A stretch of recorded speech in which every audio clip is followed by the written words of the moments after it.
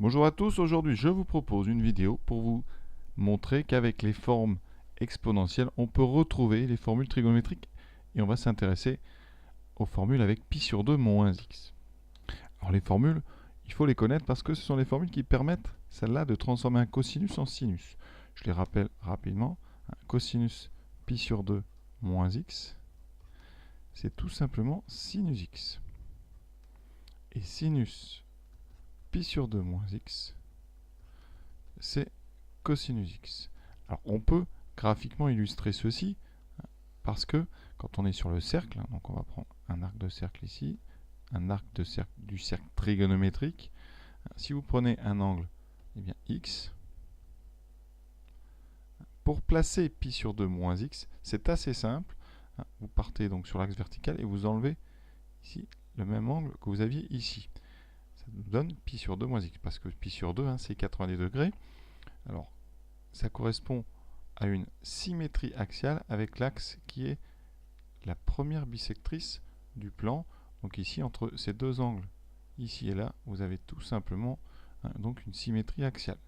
Ça veut dire que si vous tracez le segment ici avec les deux points images, vous avez ici le milieu et un angle droit avec la première bisectrice du plan. Ça veut dire quoi? Eh bien, il faut aussi savoir une deuxième chose sur cette bisectrice. Quand on fait asymétrie par rapport à cette droite, ça inverse les coordonnées. Pourquoi? Alors, on va peut-être faire un dessin un peu plus précis. Nous voici donc sur GeoGebra. J'ai tracé le cercle trigonométrique, la fameuse droite d'équation y égale x, la première bisectrice du plan. Je vais placer au hasard un point sur le cercle, ici. Voilà.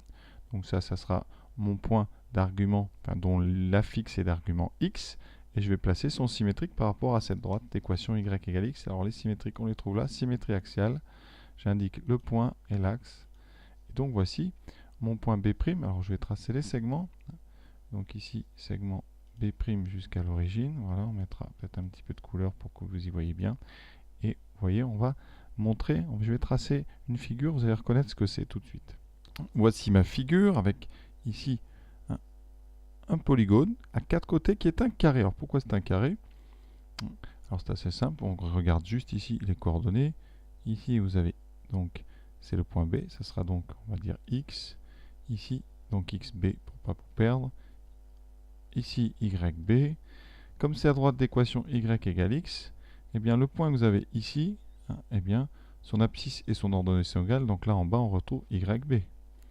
Ensuite, j'ai prolongé ici perpendiculairement à l'axe horizontal, donc ce point que je trouve ici a une abscisse xb, et comme il est sur y égale x, eh bien là à gauche vous retrouverez donc xb. Et donc les coordonnées de votre symétrique ici, vous voyez, eh bien c'est yb pour l'abscisse et xb pour l'ordonnée. Donc on a tout simplement, par cette symétrie axiale, ici, inverser les coordonnées. Donc elle sert à ça, cette symétrie, à inverser les coordonnées. Donc, pour revenir à notre problème d'angle, eh bien, ça veut dire tout simplement qu'ici, le cosinus de l'angle B s'est transformé ici en sinus de l'angle ici, donc B, de l'angle qui est en B', c'est-à-dire pi sur 2 moins x, et ici x. Donc les angles x et pi sur 2 moins x échangent leur cosinus et leur sinus. Et ça, on va le démontrer grâce aux formules avec les formes exponentielles et donc grâce aux complexes. Alors pour la démonstration utilisant les complexes, on va bien tout simplement s'intéresser à EI pi sur 2 moins x. EI pi sur 2 moins x, c'est propriété des exponentielles complexes, EI pi sur 2 multiplié par EI moins x. EI pi sur 2, c'est une vedette, vous la connaissez, c'est i, c'est le nombre i, et EI moins x, c'est cosinus moins x plus i sinus moins x. Alors, propriété des fonctions, cosinus c'est pair, donc cosinus moins x c'est cosinus x, et sinus moins x c'est moins sinus x. Donc ici on retrouve cos x moins i sinus x. On développe. On aura donc en partie réelle moins i carré, donc ça fait 1, ça fait donc sinus x plus i cosinus x. Et ensuite, on écrit tout simplement EI pi sur 2 moins x sous sa forme trigonométrique. Ça nous donne cosinus pi sur 2 moins x plus i sinus pi sur 2 moins x. Comme les deux complexes précédents ici sont égaux, et bien leurs parties réelles sont les mêmes. Donc sinus x va être égal à cosinus pi sur 2 moins x. On a donc fait la moitié de la démonstration.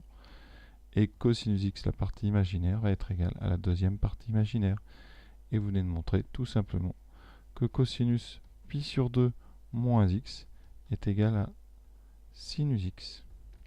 Et que sinus pi sur 2 moins x est égal à cosinus x. Donc voilà une démonstration très simple, vous voyez, qui utilise les complexes. Alors il existe une deuxième démonstration en utilisant les formules d'addition qu'on a vues dans une vidéo précédente. Je vais vous montrer ça tout de suite, ça va vite.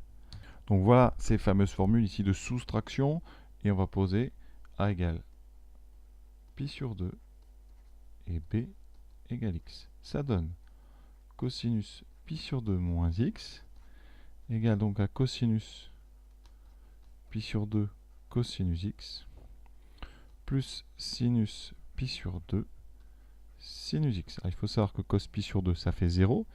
Donc ici cette partie va disparaître. Il vous reste sinus pi sur 2 fois sinus x. Et sinus pi sur 2 ça vaut 1. Donc il reste eh bien, sinus x, vous voyez. Et pour sinus pi sur 2 moins x, eh bien, ça nous donne sinus pi sur 2 qui vaut 1 fois cosinus x, moins sinus x cosinus pi sur 2. Et cosinus pi sur 2, ça vaut 0. Il vous reste sinus pi sur 2 cos x, et donc il vous reste cosinus x. Donc voilà à quoi peuvent servir les formules de soustraction et d'addition, comme ça à retrouver toutes les formules. Alors moi je vous conseille plutôt de vous rappeler géométriquement de cette symétrie ici axiale qui échange des coordonnées parce qu'on s'en sert souvent, on s'en sert aussi chez les suites. Et donc à savoir. Voilà, j'espère que vous avez bien tout compris et je vous souhaite une bonne fin de journée.